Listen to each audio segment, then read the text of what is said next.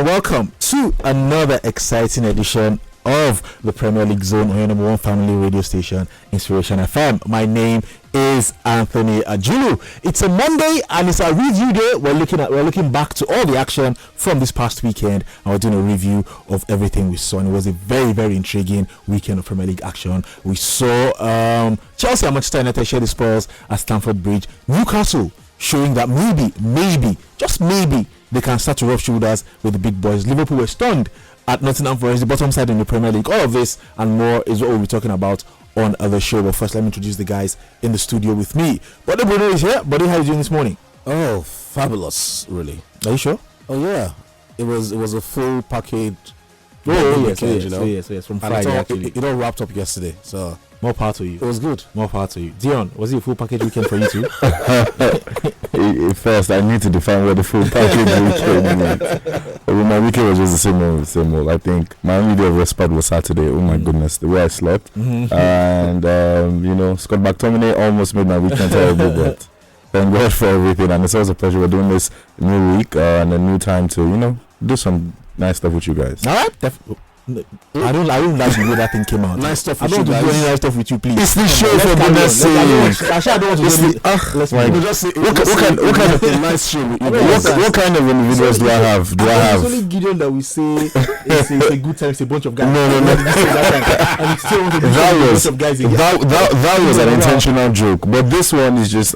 It's all right. Let's continue. So you guys need to get your minds out of the gutter. It's too early. Let's just continue. Yes, like I said, let's look back to all the action from this weekend. There's one game to look forward to tonight, but we'll get to that in a bit. But the results from this past weekend started on Saturday lunchtime. Liverpool were stunned at the City Ground. Nottingham Forest won that one by 1-0. Our own Taiwo Awoniyi with the only goal for Nottingham Forest in that one. Brighton played well, but again couldn't match the quality of Manchester City. They were beaten 3-1 by the champions. Everton, with our own Alex, will be running a show in that one. 3-0 winners over Crystal Palace. Chelsea and Manchester United played out a 1-1 draw. Wolverhampton Wanderers were hammered, battered, bruised, and destroyed by Leicester City at home. It was 4-0 that one. And Southampton and Arsenal played out a 1-1 draw. So Arsenal looking like maybe they're dropping points. Time will tell. But they're still top of the table though, Arsenal. Leeds United were beaten 3-2 at home by Fulham. Aston Villa, without Steven Gerrard, maybe Steven Gerrard was their hindrance. They won 4-0 at home against Brentford, and Tottenham Hotspur were beating by Newcastle 2-1. We'll get to that in a bit, but let's start from Stamford Bridge, buddy. Fair result, would you say, at the end of the day? It was 1-1 that one ended, but again, Chelsea will be kicking themselves for scoring so late and not managing to sell that win. Oh, well, Chelsea should actually count themselves lucky, basically. Because if Rashford had actually taken some of the few chances he had on the day, maybe United would have been so far gone. But again, getting a late goal in that one and not actually holding on until the end of the game, something for the manager to worry about. But again, I think overall a fair result. It was a game that lacked particular excitement, basically. Yep. I think both tried to cancel each other out and what have you, but like I did say, overall a fair result for Chelsea and Manchester United, and a fair point at the end of the day. Dion, it felt like it was an anticlimax. The biggest match this weekend, two really big teams, but again it was devoid of any, like what they said, any real excitement, any real thrill. It was just just felt like both teams were just going through the motion at the end of the day. I mean, we kind of expected that kind of outcome from a game like this, because both teams heading into that fixture had really decent forms going for them, and look at even their positions on the table could attest to that. Chelsea still undefeated in as many as 6 games in all competitions, and even some games beyond that. So we expected them to try to ensure that they held the fort well, and we tried not to lose at home. But United, on the other hand, too, 3 wins from their last 5, also have some sort of decent form going for them. Even though they dropped points against Newcastle, they were able to get a commanding victory over Spurs. So we expected both teams to try to cancel themselves out, and that is basically what we saw. But United, anytime they went forward, they looked like they were the team with more intent to put the ball at the back of the net. They were just really wasteful. That incisive touch that could have easily just found the net wasn't just there until late on, and they were made to pay for it, and they almost could have lost it, when McTominay gave away a very, very careless penalty.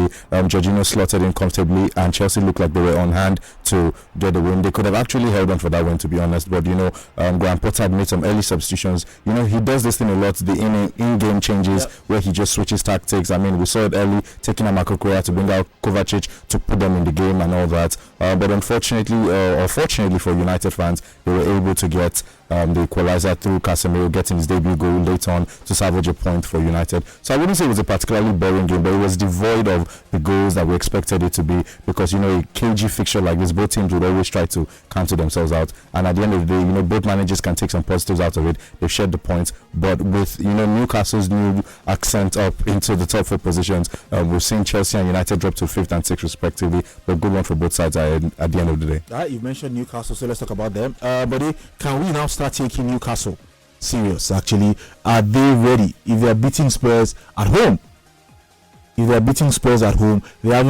drew with Manchester City and could have won that one. They held United to a goalless draw. Can we start taking them serious this season? To some extent, but again, I still don't really rate Newcastle that much. No disrespect to the work they're doing so far, but again, I just feel they don't have the depth to actually challenge all through the season. At some point, they would, like we've always known Newcastle, they would off and puff, but when it gets to the nitty-gritty of the season, I see them as one of those teams that will just fizzle out basically. Maybe January can actually make me change my mind. Possibly they'll bring in a few more quality to make that team stronger, but from where I am right now, I don't see them as that team. But again, full salute to them getting the 3 points at the Tottenham Stadium yesterday.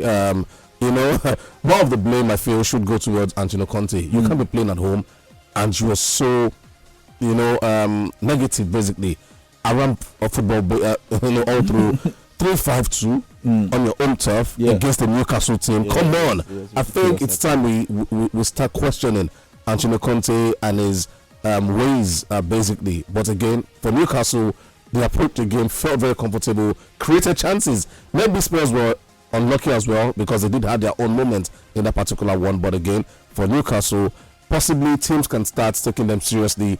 But from where I'm seated, I don't see them as that team that would push until the end of the season. Alright, we'll see what happens. And Dion, for Arsenal, 1-1 away at Southampton. Is this the beginning of a downward spiral for Arsenal? It was just a fluke at the end of the day. Nah, man, you cannot really underrate Arsenal. With the way they've handled themselves so far, so good. And yes, even though Southampton were able to end their unbeaten run, I would say unbeaten, so their winning run, so to speak, in the league, Arsenal are still going strong, still going really, really strong. They're top of the table for a reason.